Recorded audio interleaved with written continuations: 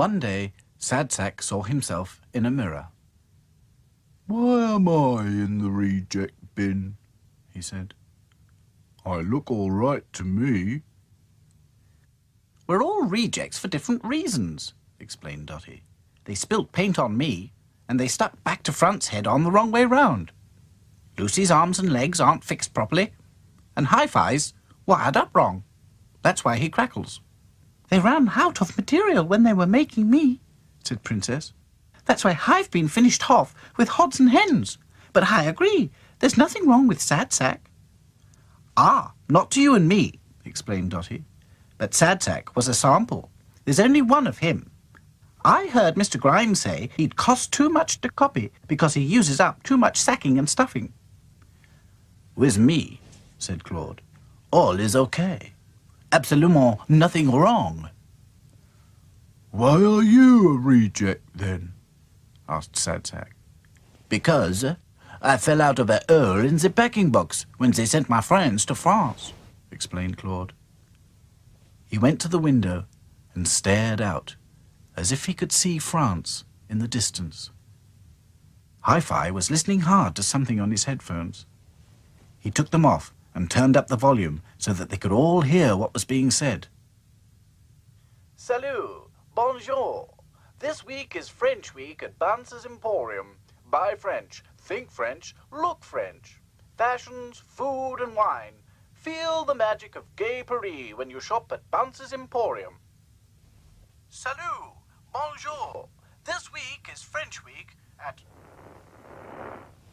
Listen to that, crackled Hi-Fi.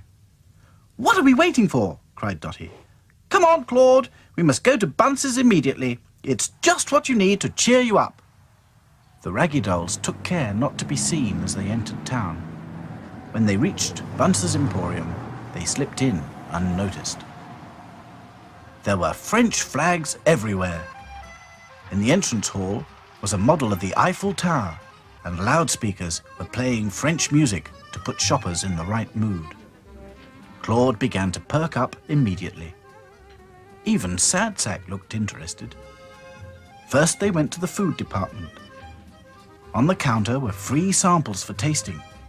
Slices of French bread with garlic, cubes of goat's cheese coated in pepper, and glasses of red wine. "Oh la la!" exclaimed Claude. "Excusez-moi." All eyes were on the assistant, who had started cooking something in a pan. "What's she doing?" asked Sad Sack. "Making crepes," whispered Dotty. "Looks like a pancake to me." "Silly! Crepe means pancake in French," explained Dotty. No one noticed as Claude dodged amongst the trays and boxes, collecting the free samples of delicious French food in his berry. The assistant fried the crepe on one side, then she tossed it up in the air and caught it neatly again in her pan. Suddenly, a little girl in the crowd saw Claude. "Oh, look, Papa," She said, "a French doll. Can I have him, please, please?" "Who heck?" cried Lucy. "Someone's got Claude." "What do you mean, he's not for sale?" the girl was asking. He was on the counter, Said her father. "Well, I don't know how he got there, sir," Said the assistant. "Perhaps you'd better take him to the toy department. They'll know what he costs." "Oh, yes, come on, Papa." Said the girl eagerly. It wasn't a comfortable journey, but Claude didn't mind. The girl had called her father Papa. Perhaps she was French. French children call their father Papa. Perhaps they'd buy him and take him to France. The toy department was on the 4th floor. They went up in a lift, which made Claude feel airsick. "Oh la la, I suppose I must get used to it," he thought. "Soon I shall be on an aeroplane to France." The toy department was having a French week too. One assistant was selling clockwork French poodles. He wound them up, and they hopped along the counter, yapping. Vive la France! Vive la France! Vive la France! Vive la France! "Oh, look!" cried the girl. That poodle's much nicer than this dolly. Can I have a clockwork French poodle instead, Papa? Please, please.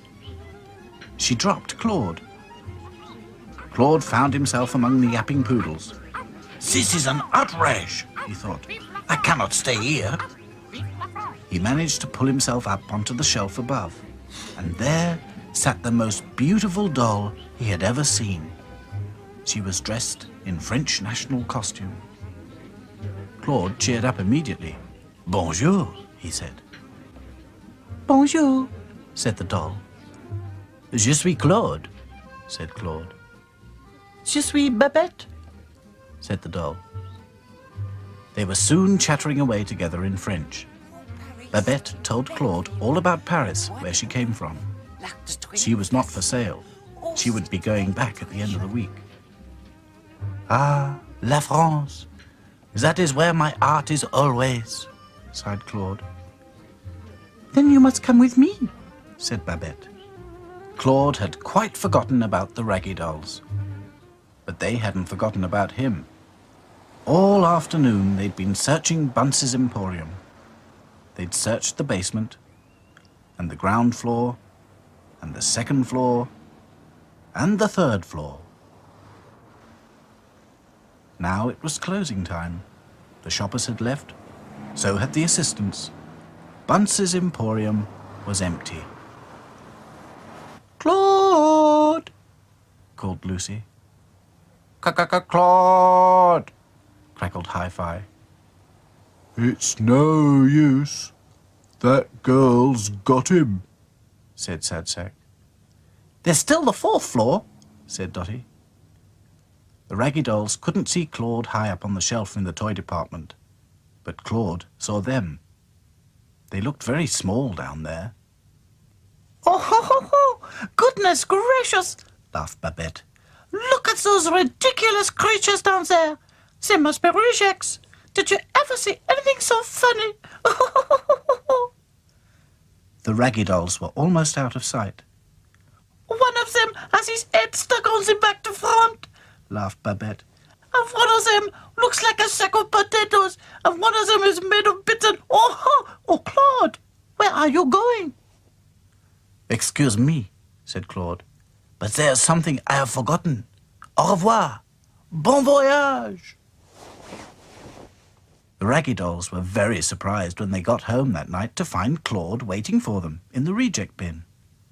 They'd taken a long time coming home because they were very tired. But Claude had run all the way. Oh, Claude, we thought we'd lost you forever, cried Lucy. Yes, ever and ever, agreed Princess. Oh, you do not lose me so easy, said Claude. He took off his beret and showed them the goodies he'd collected at the food counter. A sugared almond, and a slice of sausage, and a piece of real French croissant. Well done, said Dotty. We can have a midnight feast to celebrate your return. What a good idea, thought Sad Sack. But how did you escape from those people? Asked Hi-Fi. Claude sighed. Ah, mes amis, or as you say, my friends, it is a long story. And I have learned one thing. When you have good friends, home can be anywhere in the world. Vive les Raggy dolls!